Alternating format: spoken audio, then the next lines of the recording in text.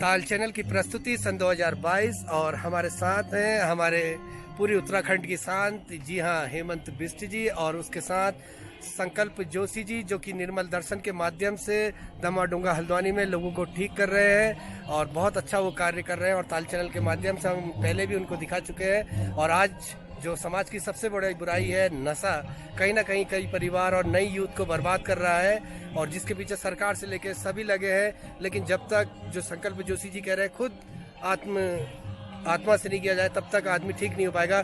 और विस्तार से इस नशे के बारे में बातचीत करेंगे गुरुजी हेमंत बिष्ट जी से और जो संकल्प भैया जी से साक्षात्कार करेंगे। श्री नंदा देवी महोत्सव सन 2022 ताल। नमस्कार, ताल चैनल के सभी दर्शकों को हम प्रणाम करते हैं। दर्शकगण, आज एक बहुत ही महत्वपूर्ण कार्य के लिए एक बहुत ही महत्वपूर्ण व्यक्ति के साथ हम खड़े हैं। हमारे साथ खड़े हैं इस समय आदरणीय संकल्प जोशी जी।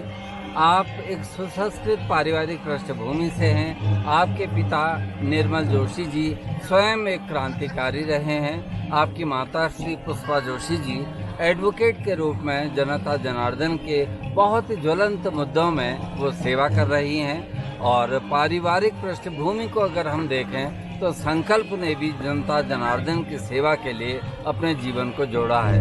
हल्द्वानी में निर्मल दर्शन के नाम से संकल्प जी की संस्था है, जो पुनर्वास केंद्र है। जो युवा या कोई भी व्यक्ति नशे की गिरफ्त में आकर वो वापस मुख्य धारा में नहीं आ पाता है, उसके सुधार के लिए, उसके पुनर्वास के लिए लोग काम करते हैं। मैं हेमंत बिष्ट अपने साथी मीनाक्षी जी और नवीन पांडे जी के साथ दीपक के निर्देशन में कुछ सवालात अपने जनता जनार्दन के लिए संकल्प जी से करना चाहते हैं। संकल्प जी अपने पुनर्वास केंद्र के विषय में बहुत ही संक्षेप में बताएंगे और बताएंगे कि आपके मन में ये सब कुछ करने की इच्छा या जिज्ञासा कैसे जागी। संकल्प जी। तो पहले तो नमस्कार सभी को।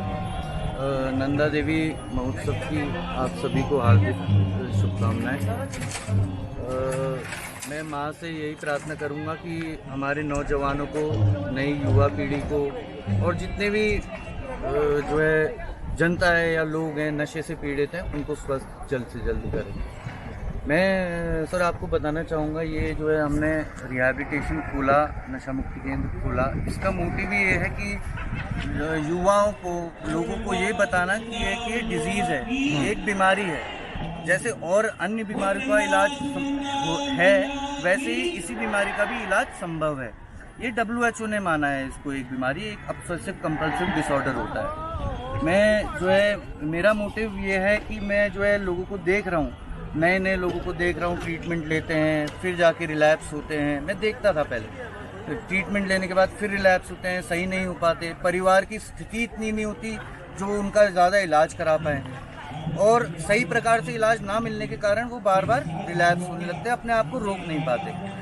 जो एक डिपेंडेंसी भी है, नशा करना एक डिपेंडेंसी है, एक आदत ऐसी है जिसमें आप रोज़मर्रा के काम, अपने नींद, अपना खाना पीना समय से नहीं कर पाते और बिना नशे के नहीं कर पाते। तो मेरा ये था कि इन लोगों को बाहर निकालना, इन लोगों को जागरूक करना। मैं ताल चैनल का धन्यवाद करता हूँ कि उनके माध्यम से मैं आप लोगों को एक सब चीज़ें बता पा रहा हूँ और आप लोगों को एक प्रकार से जागरूक कर पा रहा हूँ कि इस बीमारी का इलाज संभव है। और ये एक बीमारी ऐसी है जो कि स्वयं इंसान को नहीं, उसके घर परिवार वालों को भी ख़त्म करती है। उससे जुड़े हुए आसपास के लोग भी उससे प्रभावित होते हैं। तो इससे जो है लोगों से जो है इससे जो है जितने भी लोग प्रभावित हैं, उससे घृणा ना करें, उसको एक इलाज के लिए भेजें, उसको एक मदद पहुंचाएं।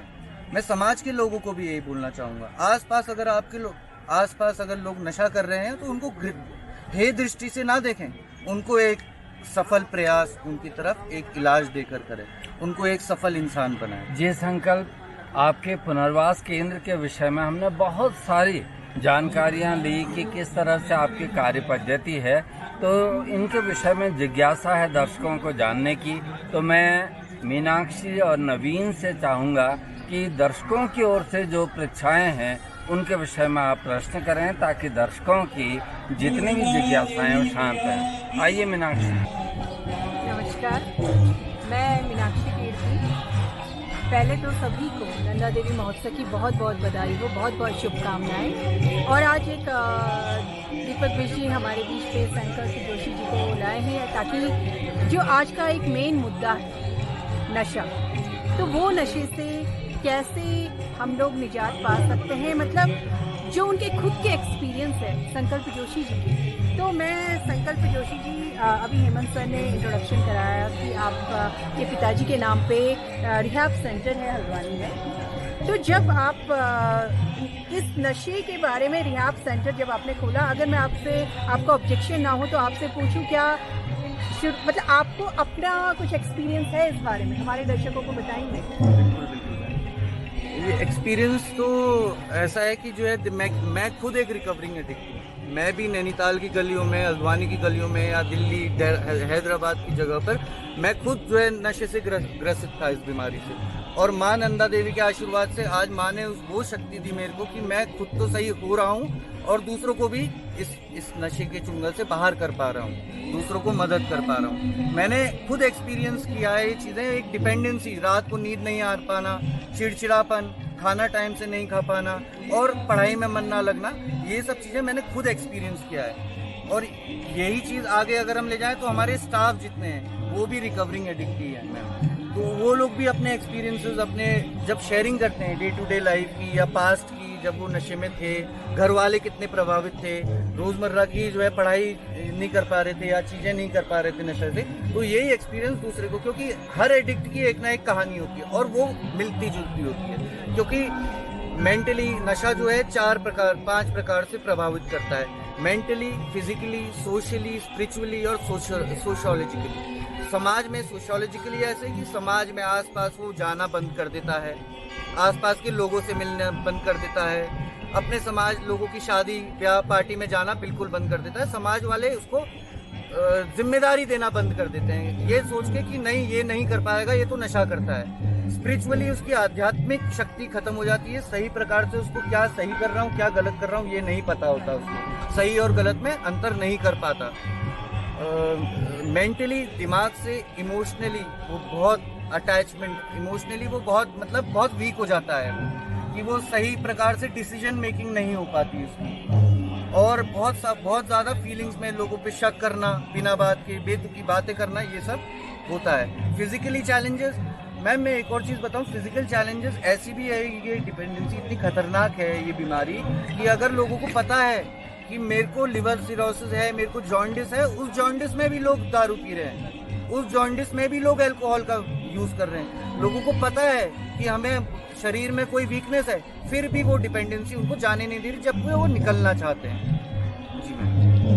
संकल्प जी, मतलब बहुत कम लोग ऐसे होते हैं जो अपने एक्सपीरियंस शेयर करते हैं, तो ऐसे आप जैसे लोगों को आगे आना चाहिए और एक्सपीरियंस बताएं, क्योंकि हम देख रहे हैं हमारे युवा, इवन बच्चे, बहुत छोटे छोटे बच्चे, क्योंकि मैं जहाँ पढ़ाती हूँ तो वहाँ भी इंटर कॉलेज में मैं हूँ, तो वहाँ जब कई बार चेकिंग करते हैं हम दीपक जी, तो वहाँ आपको यकीन नहीं आएगा, वहाँ बच्चों के बैग में नशे की चीज़ें निकलती हैं। तो वो छोटे बच्चे इवन 6-7, तो हम उनसे कहते हैं कि बेटा ये क्या, तो वो कहते हैं मैडम पहले करते थे अब छोड़ दिया। आप सोचिए कब बच्चे ने शुरू किया कब छोड़ा।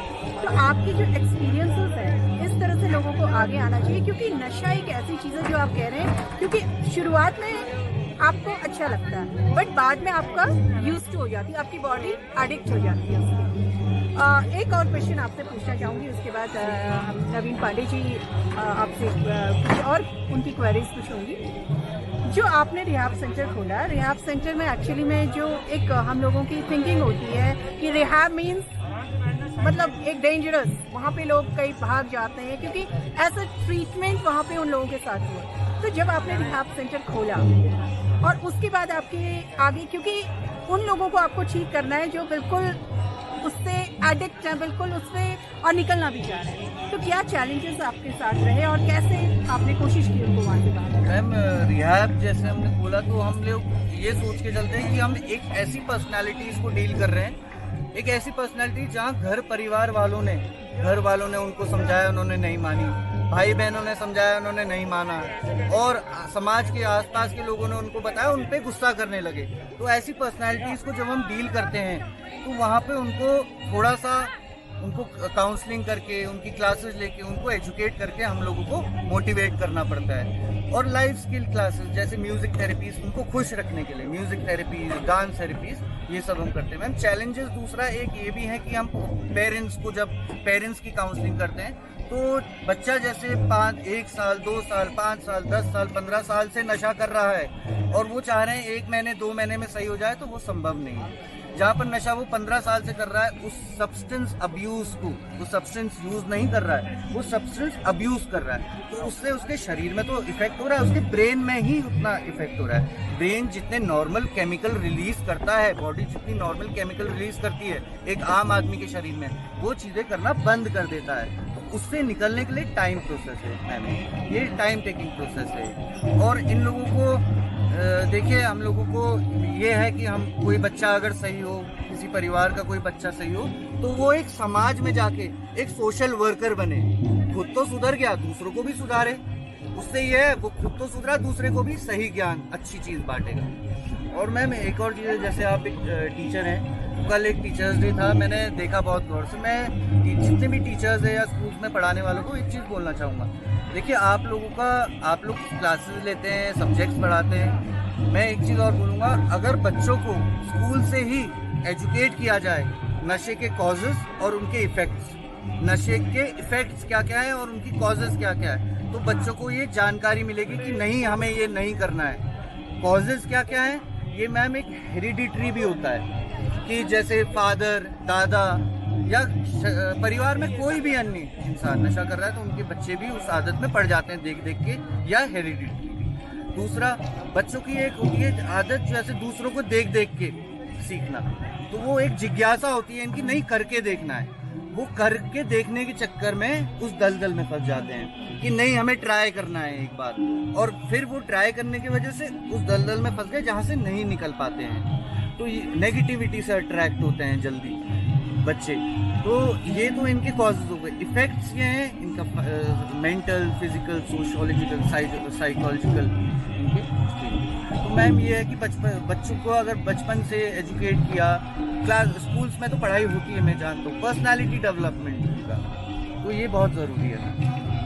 थैंक यू सो मच संकल्प। और जैसे आपने बोला कि हमारे स्कूल्स में जो हम काउंसलिंग करें बच्चों की, तो हम लोग रह के बीच में, और तो मेरा तो सब्जेक्ट भी बायो है, तो मैं उनको कोशिश करती हूँ, क्योंकि हमारा चैप्टर भी है, हेमंत साहब हमारे यहाँ एक चैप्टर है, उसको लेके ही है, तो मैं उनको बताती हूँ कि बेटा ये कितना डेंजरस हो सकता है, आपके ब्लड में जा सकता है। मतलब कोशिश रहती है, बट कहीं ना कहीं फिर भी हमें उन्हें रोकने की ज़रूरत है। और इस ताल चैनल के माध्यम से और संकल्प ने अपने एक्सपीरियंस के माध्यम से आप लोगों को बताया, तो प्लीज़ आप लोगों से रिक्वेस्ट है, अगर कोई इस दलदल में फंस गया है, उसे बाहर निकलना है, तो कृपया करके उसके जो घर वाले हैं, उसके साथ में जो उसके फ्रेंड्स हैं, वो भी उसको निकालने में हेल्प करेंगे। और मैं आदरणीय श्री नवीन पांडे जी से बोलूँगी कि वो आगे संकल्प से और उनकी कोई क्वेरीज होंगी उनका वो उनसे बताएंगे। थैंक यू सो मच संकल्प, और बहुत अच्छी इन्फॉर्मेशन आपने हमारे दर्शकों को दी। Thank you so much.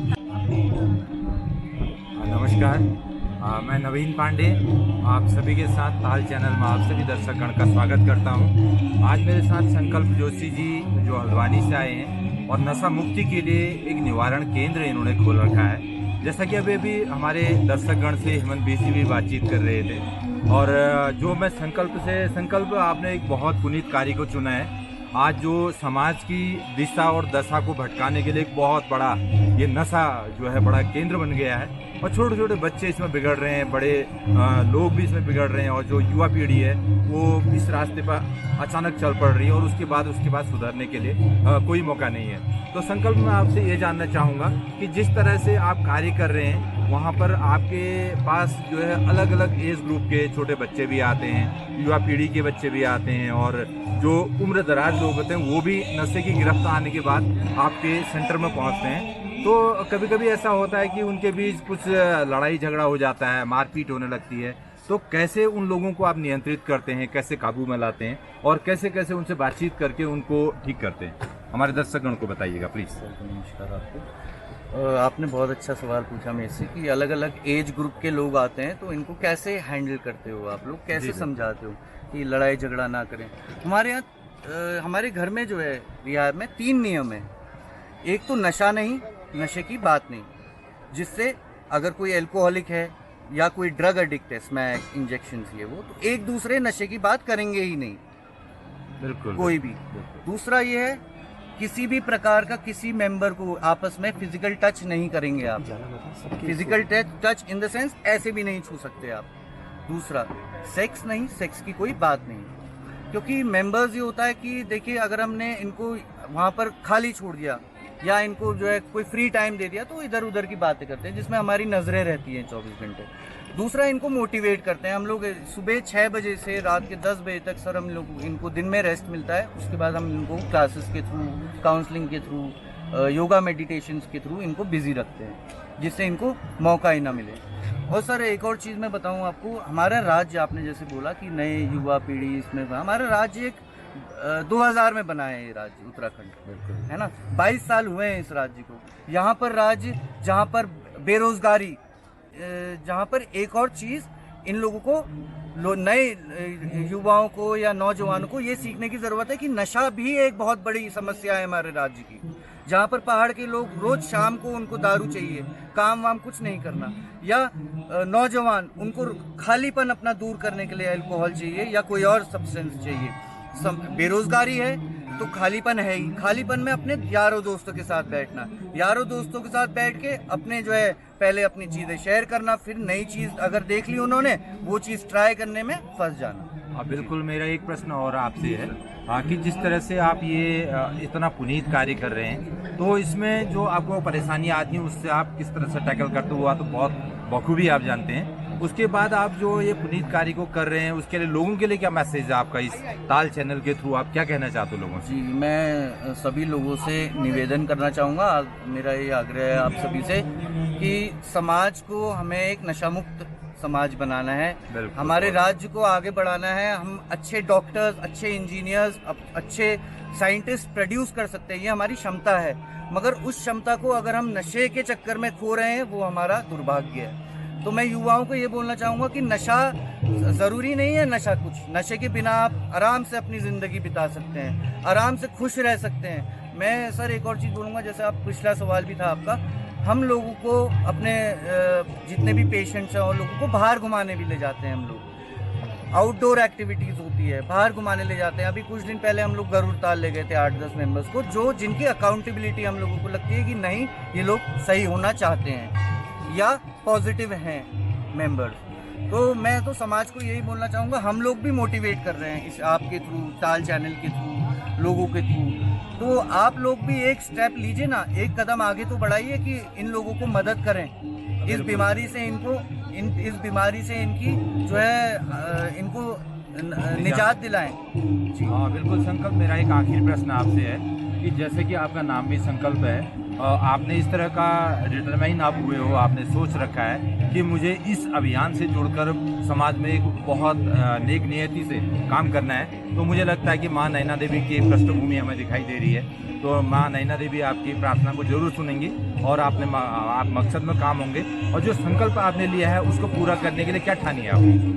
मैं तो सर देखिए, मैं बाहर भी रहा, मतलब उत्तराखंड के बाहर भी रहा हूँ। मैं ये काम कहीं और भी कर सकता था, मेरा मगर मेन मोटिव, जब मैं यहाँ पर जन्मा हूँ, नैनीताल उत्तराखंड में जन्मा हूँ, तो मैंने सोचा क्यों ना यहाँ के लोगों के लिए कुछ किया जाए, यहाँ के बच्चों को कुछ आगे बढ़ाया जाए, कुछ नया सिखाया जाए।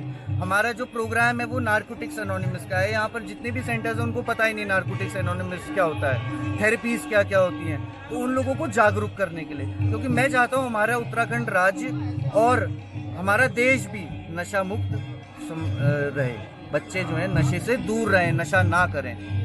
Thank you, all the best. और देख रहे थे आप संकल्प जोशी, जो एक संकल्प लेके आए हैं और नशे को दूर भगा रहे हैं। और इसी क्रम में हमारे गुरुजी हेमंत बिष्ट जी, मीनाक्षी कीर्ति जी और एक और गुरुजी पांडे जी, हमारे नवीन पांडे जी, और लगातार ताल चैनल की ये प्रस्तुति है सन 2000। अपने किसी भी संबंधी को नशा मुक्ति हेतु किसी भी सहायता के लिए हमें निर्मल दर्शन परिवार को फोन या व्हाट्सएप करें। हमारा नंबर है 6397401323।